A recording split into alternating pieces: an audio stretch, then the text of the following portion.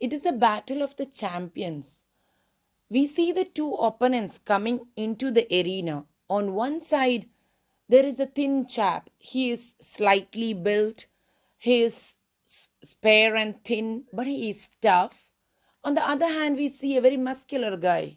He comes into the game, but he is new. One is an experienced fighter, while the other is new to the game, but he is young. He is young and he seems to be stronger. The audience is watching the game in excitement. Some people are calling out the names of the opponents whom they wish to support. Some are looking excitedly, wide eyed. There are people cheering on with boards in their hands. They have their hero's name written on it. And the opponents come to each other, they bow to each other, and they steadily looking each other in the eye, they start going in a circle, a circling motion. They go around, and then one guy, he initiates the fight. He gives a blow, but the opponent is very careful. He immediately ducks to the side, he misses the blow, and in turn, he too punches. And this time it hits, but not so much that the other person is hurt.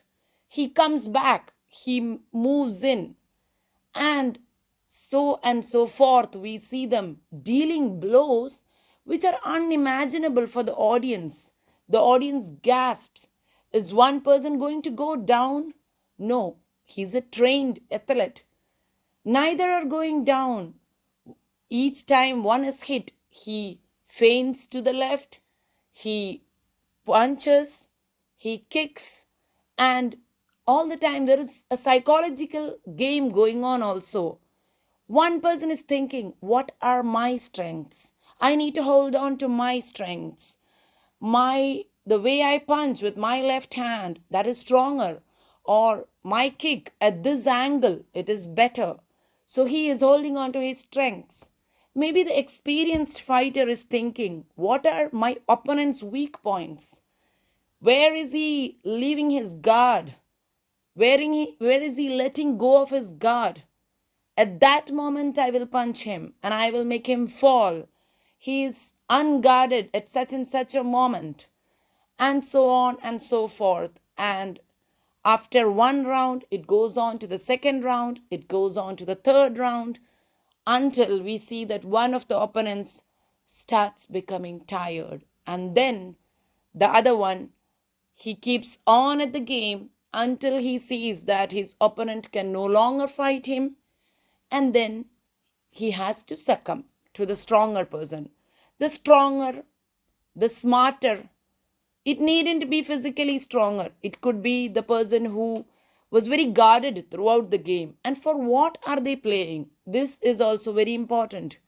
They're playing for sport. They're playing for a cash prize. One is fighting to keep his name still in the industry. One is trying to carve a name for himself. So all these psychological reasons, their physical attributes of their body, their training, their single-minded focus, their determination, their aggression, everything comes into play. And even the audience plays a part by encouraging, by looking on, by clapping, by calling out. So today we are going to learn a story about a combat, but the combatants are not men, as I have said, but the combatants are from nature. It is a grey, fluffy mongoose, a young mongoose, and on the other side we see a steely, long cobra.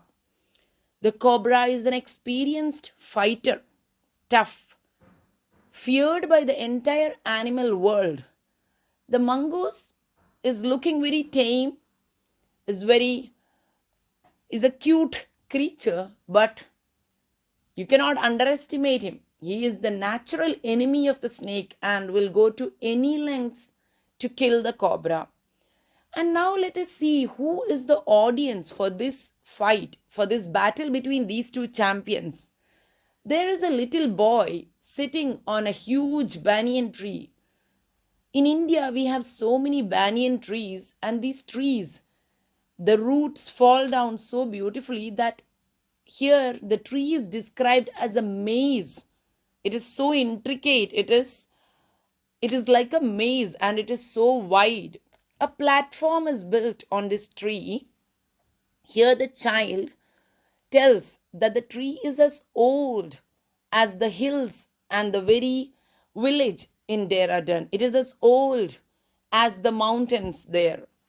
And on a platform on this tree, every day a little boy sits, and every day he enjoys nature. He is one with nature. In fact, he takes a bag of books and he sits on this little platform, his tree house. He takes the books and he eats his food there and he reads these books. Can you imagine such a pleasant, beautiful picture in your mind? Most of us, many of us have had that blissful experience. I'm talking to the adults here, and I say that yes, many of us have had that lovely opportunity to climb a tree in our childhood, to climb on top of a nice mango tree or a sapota tree or a guava tree and sit and look. We look at the ants walking in a row. You look at the sparrows chirping. You look at the mynas, the crows, and you enjoy nature. Nowadays, little children, how far every little child is able to enjoy this? Not everyone. Many little children are in apartments or in busy lanes. They don't get to have trees to climb. They do not have these opportunities. So now we know, we are all familiar with the great poet, the romantic poet William Wordsworth. William Wordsworth considered nature as his muse, his nurse, his teacher, his companion. For him, nature was a being that could never be separated from a human. We live along with nature, in nature. Nature has a spirit of its own. He believed in a pantheism, in a mystical atmosphere where nature played a great part in our life. And in India, we have our own Wordsworth. We have our own William Wordsworth. And what is his name? His name is Ruskin Bond. Ruskin Bond, too, through all his stories, spoke to us about nature. At the age of 17, he was born to an Englishman and an English woman who were at that period living in an India that was colonized. But he lived all his life as an Indian. He lived in the various places of Dehra, Shimla, New Delhi, Jamnagar. So, in all these places, he lived. At the age of 17, he started his career as a writer. And from then, he wrote in fiction and non fiction. He presented to us the beauty of natural life in India, of the Himalayas, the hills, the valleys, the beautiful scenery in those places are vividly described in his stories. For him, nature was very important. And in this story, The Adventures in a Banyan Tree, we see that the little child, Ruskin, this is an autobiographical story where he introduces us to the characters in his life as well as the various animals and birds that came into his life. So here we see this young boy. He would climb on the banyan tree and sit on a platform, and he would look down at the various pictures that nature gave him. And in one April, he says that there was an unforgettable incident. As he looked down, he saw a huge cobra coming into the garden. He was stupefied and he stared. And there came a grey mongoose. They looked at each other and they were getting ready for a ferocious combat. The cobra is fighting for his life. The cobra is determined to win, but so is the mongoose. And in nature, every animal, when they meet their natural prey, Their instinct comes high and they will battle to the end. And so we see how the mongoose tries to bite this very huge cobra. He looks up and down the length of the cobra, and there he is gorging. How will I conquer my opponent? He is getting ready to bite at that point at the neck of the cobra. But the cobra too stands high from the ground. He stands high and he is swaying in the air, looking at the mongoose. What is he trying to do? He is trying to get the mongoose to lock eyes with him. The cobra wants the mongoose to look into his eyes. But the mongoose is very clever. He is very aggressive and clever, very determined. Ruskin Bond describes the mongoose as aggressive and very clever. The mongoose knows that if he looks into the cobra's eyes, he will fall into that trap. He will be trapped into that magical gaze and the cobra will attack him. So, looking sideways, not looking at the face of the cobra, he keeps looking away and he keeps attacking ferociously. He attacks from every corner, jumping up high and low. He is biting and scratching. And the cobra too hits very hard. But here the mongoose is saved by his very fluffy body. And the mongoose is during a fight, all the fur stands up so that the cobra, when it is attacking, the venom will miss the body of the mongoose. And imagine this is a very poisonous snake. One strike and the other creature will die. And the mongoose is not armed with a poison. He's only armed with his ferocious teeth and his clever little head. So the boy Ruskin is sitting there and watching. And just like a boxing arena, the combatants go forth, up and down. And there is some other audience, not only this little boy, that is, one is a myna and one is a crow. And Ruskin Bond says, this crow is not your urban crow. He's not a town crow. He's not, having that street smartness. He is just a regular crow. And he looks on. And every time both the combatants meet and then they part to meet in the second round, we see that the myna and the crow, they start getting very excited and they both rush at the snake. They are on the side of the mongoose. They want to kill the snake. But they fly at the snake without realizing that they don't have the deftness or the cleverness of the mongoose. And what happens is that they collide in mid-air, and with one shove with his snout, he does not have to use any poison here, the snake flings across the crow, who dies. And the myna, seeing that what has happened to the other character in the audience, realizes that it is better for him to stay quietly towards one side. So all these things are happening in nature. And the boy Ruskin is watching. And until he sees that the mongoose victoriously standing on the cobra's body, biting his neck and slowly pushing him taking him and going away into the bushes. So here a dramatic episode of nature has been enacted. Should we stop it? I don't think so. We do not have any right. Do we have a right to save the snake? We don't know. Do we have any right to interfere with the mongoose? That is a subject to think about. Here nature is enacting itself. The spirit of nature is coming forth.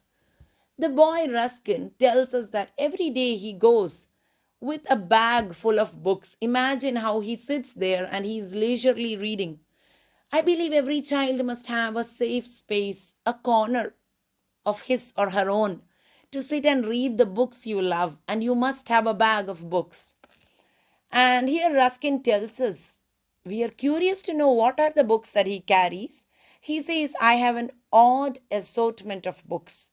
There is Louisa May Alcott, that would be Little Women and Little Men and Good Wives. And then there is Tarzan, he says, the Mowgli series by Kipling. Then there is Huckleberry Finn.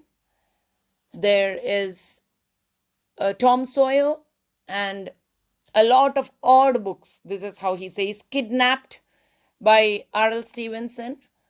But I don't believe that they are an odd assortment of books. I believe they are a beautiful set of classics that he has mentioned. So he sits and he reads and he imagines, and this may be the birth of the author who later on regales all of India and the world with the stories from India. So he says that he looks down, he sees his grandmother. She is putting clothes on the clothesline. Grandfather is making, he says that he's watering his very English garden. There are his rose plants, and there is the hardy Indian marigolds appearing in between his roses. And grandfather does not want those hardy plants to come there. He is trying to make a garden according to his taste. So, all these descriptions show us rustic life. And just like Wordsworth says, how the ordinary is made extraordinary with imagination and with beautiful language, Ruskin Bond too makes the ordinary extraordinary. He says that the parrots and crows come with the gossiping rosy pastures. That is another bird. He calls it gossiping because it keeps on talking and it looks like it's gossiping. He says that the rosy red bulbul is, curiously coming into the picture. So all these birds seem to have a character of their own.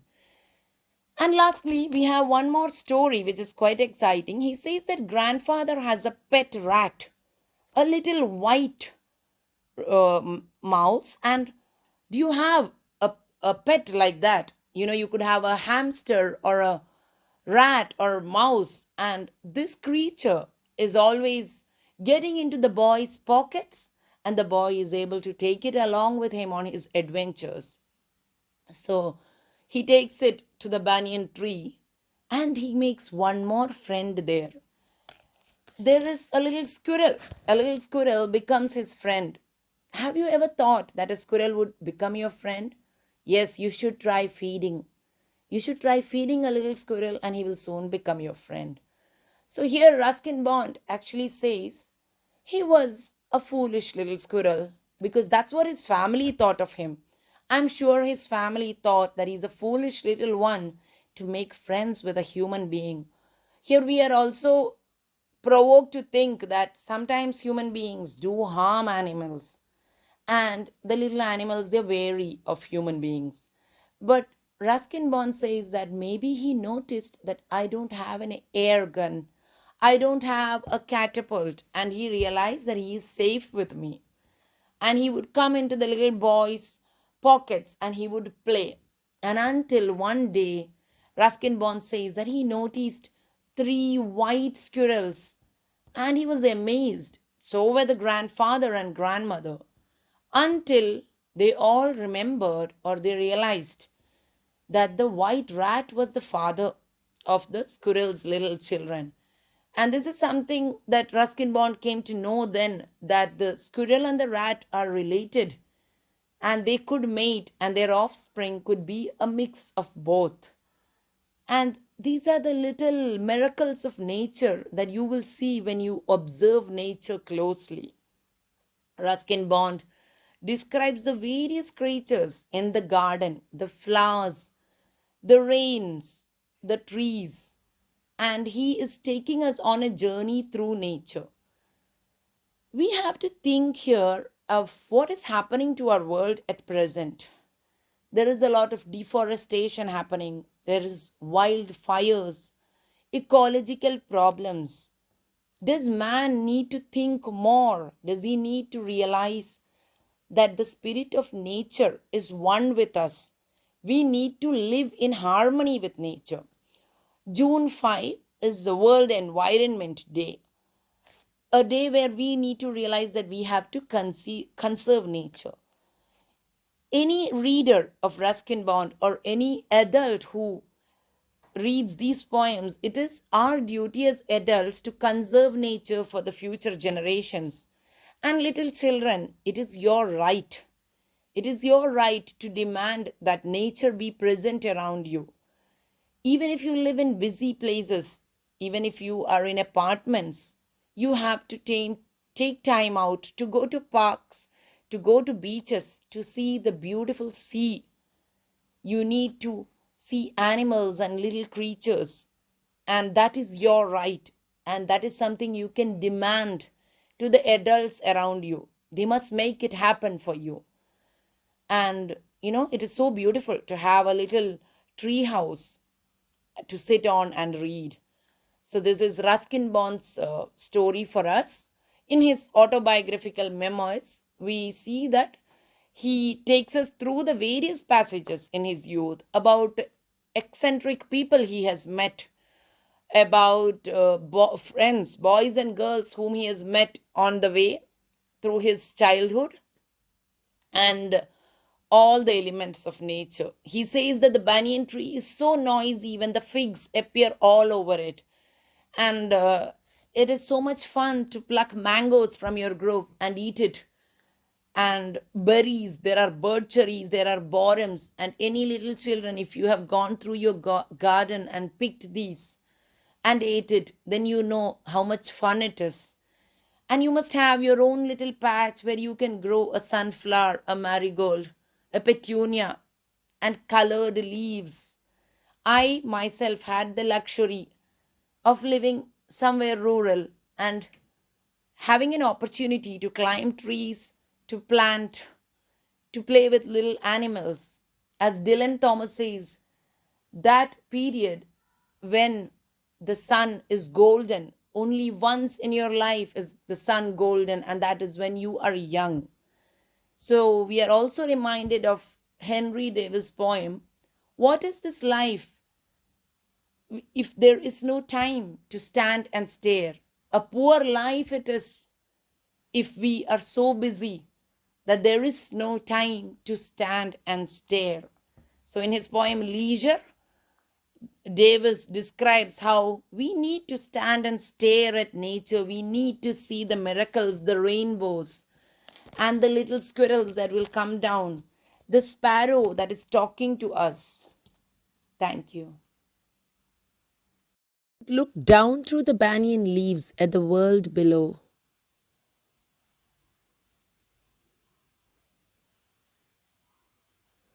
His friends and relatives probably thought him headstrong and foolish for trusting a human. When I started leaving him pieces of cake and biscuits, he grew bolder. My first friend and familiar was a small gray squirrel.